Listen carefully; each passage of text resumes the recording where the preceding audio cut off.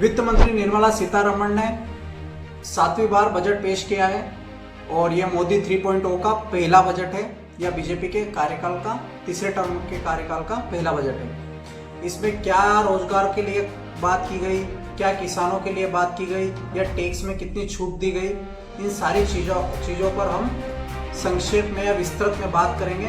तो आइए शुरू करते हैं। नमस्कार दोस्तों, मेरा नाम है दीपक और आप देखना शुरू कर चुके हैं दीपक गहलोत ऑफिशियल चैनल। देखो गाइस, वीडियो को अंत तक देखना ताकि आपको एक एक चीज़ें ढंग से समझ में आए और आप उनका अनुकूलन कर सकें कि बजट में अपने लिए क्या खास रहा, क्या आम रहा। तो इसमें टैक्स स्लैब के बारे में हम बात करना चाहेंगे। फर्स्ट टॉपिक जो हमारा है टैक्स के बारे में है कि टैक्स पर कितनी छूट दी गई। तो इसमें जो 0 से लगाकर 1-3 लाख तक अगर हम कमाते हैं, मतलब 3 लाख तक 0% टैक्स देना है हमको। फिर आगे 3 से 7 लाख तक अगर कमाते हैं, हम सिंपल भाषा में समझा रहा हूँ मैं आपको, अगर 3 लाख तक कमाते हो तो 0% टैक्स है। अगर 3 लाख से 7 लाख तक कमाते हैं तो 5% टैक्स है। अगर 7 लाख से 10 लाख तक कमाते हैं तो 10% टैक्स है। और 12 लाख से अगर 15 लाख तक कमाते हैं तो 20% टैक्स है। और 15 लाख से अगर ज़्यादा कमाते हैं तो 30% टैक्स फ्लैट देना ही पड़ेगा सरकार को। इसके अलावा सरकार ने नई टैक्स रिजिम में इन टैक्स के कारण 17,500 रुपये के समथिंग कर्मचारियों का बचेगा।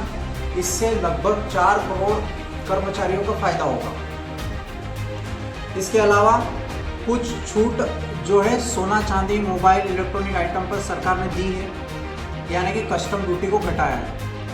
जैसे सोना चांदी पर 6% कस्टम ड्यूटी को घटाया है और मोबाइल या फिर मोबाइल चार्जर पर 15% की सीमा शुल्क छूट दी है या कस्टम ड्यूटी को घटाया है। इसके अलावा टेलीकॉम के जितने भी सामान हैं उस पर 15% की कटौती करी है और प्लास्टिक प्रोडक्ट पर 25% की कटौती करी है। ये हुई टैक्स की बात। तो चलिए आगे बढ़ते हैं।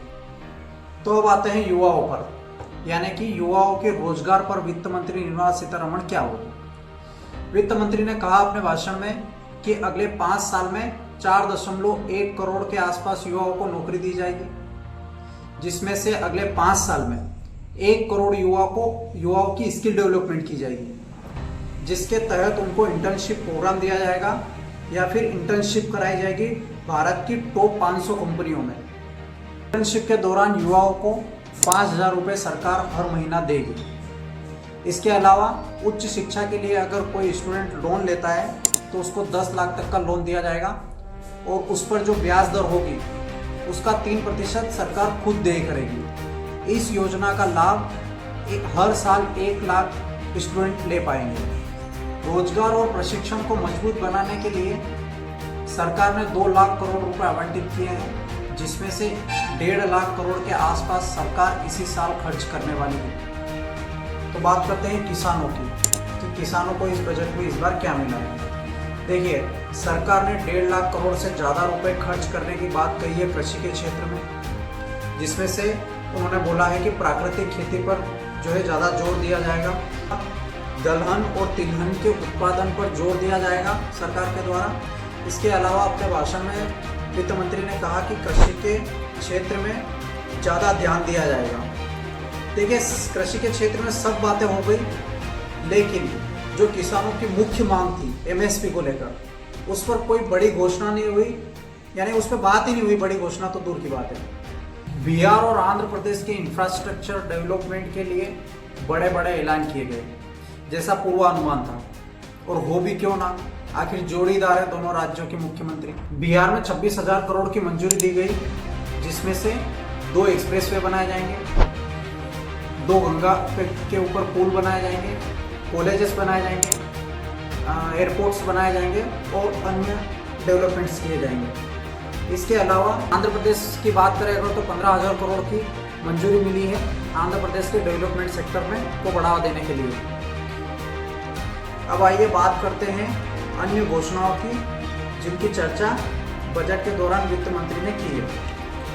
देखिए, 1,000 के आसपास नए ITI को जो है डेवलप किया जाएगा सरकार के द्वारा। उसके अलावा PM आवास योजना को बढ़ाया गया है, यानी 3 करोड़ घर और ज़्यादा बनाए जाएंगे। इसके अलावा मुद्रा लोन की कीमत थी 10 लाख, उसको बढ़ाकर 20 लाख कर दी गई है। सोलर एनर्जी को बढ़ावा देने के लिए सूर्य घर मुफ्त बिजली योजना के तहत 1 करोड़ घरों को 300 यूनिट बिजली मुफ्त दी जाएगी। इसके अलावा सरकार के द्वारा एक फैसला लिया गया है जिसके तहत विदेशी कंपनियों को पहले 40% टैक्स देना होता था, अब वो 35% कर दिया गया है। यानी कोई कंपनी अगर 100 रुपये कमाती है तो उसको 40 रुपये सरकार को देने पड़ते थे, लेकिन अभी 35 रुपये ही देने पड़े। तो ओवरऑल देखा जाए तो बजट कुछ इस प्रकार का था कि अगर देखा जाए तो बहुत कुछ और ना देखा जाए तो कुछ भी नहीं। मतलब ये कि हर साल की तरह फाइनेंस मिनिस्टर निर्मला सीतारमण ने किसी को राहत विशेष दी नहीं है, क्योंकि किसानों की मुख्य मांग थी वो एमएसपी को लेकर थी, उनको कोई राहत नहीं मिली, यानी कि एमएसपी का नाम तक नहीं लिया उन्होंने अपने भाषण में। दूसरा है रेलवे, मतलब रेलवे कर्मचारियों ने या फिर सरकारी कर्मचारियों ने मांग की थी अपने एनपीएस को लेकर, तो एनपीएस में कोई सुधार की भी गुंजाइश दिखी नहीं और उन्होंने इस पर भी कोई चर्चा नहीं की, या फिर ओपीएस का भी नाम उन्होंने लिया नहीं है। इस तरह से बजट से उम्मीद लगाई जा रही थी, चाहे वो बेरोजगार युवा हो, चाहे किसान हो, चाहे सरकारी कर्मचारी हो, इनके द्वारा जो उम्मीद लगाई जा रही थी, जो हाइप बना हुआ था, उस तरह का बजट देखने को मिला नहीं है। वो सिनेरियो यही रहा है। बाकी देखा जाए तो सरकारी नौकरियों में भी कोई ऐलान नहीं हुआ है कि रेलवे में इतनी नौकरी निकलेगी या फिर सरकारी नौकरियों में जो है इतने पद निकाले जाएंगे आने वाले समय में। तो मैंने इस वीडियो में उन्हीं घोषणाओं पर चर्चा की है जो हमारे लिए ज़रूरी थी। आपका क्या मानना है इस पर कमेंट करके बता सकते हैं मेरे को। और बाकी देश और दुनिया की तमाम खबरों के लिए या बड़ी खबरों को इन शॉर्ट में जानने के लिए हमें लाइक कीजिए, फॉलो कीजिए, सब्सक्राइब कीजिए। थैंक यू वेरी मच, धन्यवाद, शुभ रात्रि।